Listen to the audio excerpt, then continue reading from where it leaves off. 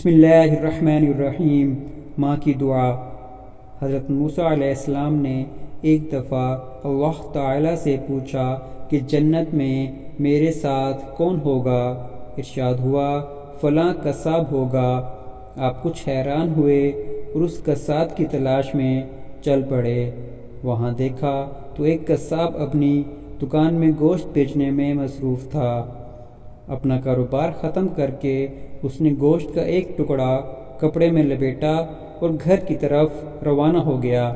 حضرت موسیٰ علیہ السلام نے اس قصائی کے گھر کے بارے میں مزید کچھ جاننے کے لیے بطور مہمان گھر چلنے کی اجازت چاہی۔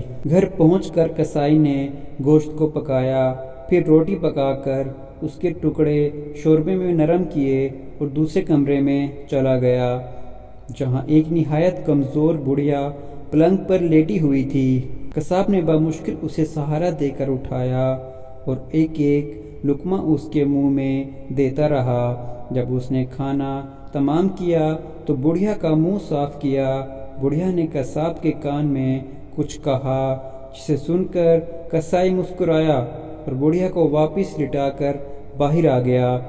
حضرت موسیٰ علیہ السلام جو یہ سب کچھ دیکھ رہے تھے، آپ نے قصاب سے پوچھا یہ عورت کون ہے اور اس نے تیرے کان میں کیا کہا جس پر تو مسکرا دیا؟ قصاب بولا اے اجنبی، یہ عورت میری ماں ہے۔ گھر پر آنے کے بعد میں سب سے پہلے اس کے کام کرتا ہوں۔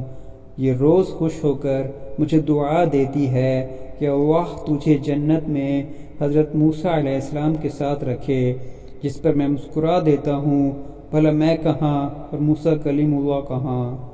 سبحان اللہ، ماں کی خدمت کا یہ صلہ ملتا ہے۔ اللہ پاک ہم سب کو اپنی ماں کی خدمت کرنے کی توفیق عطا فرمائیں۔ آمین ثم آمین۔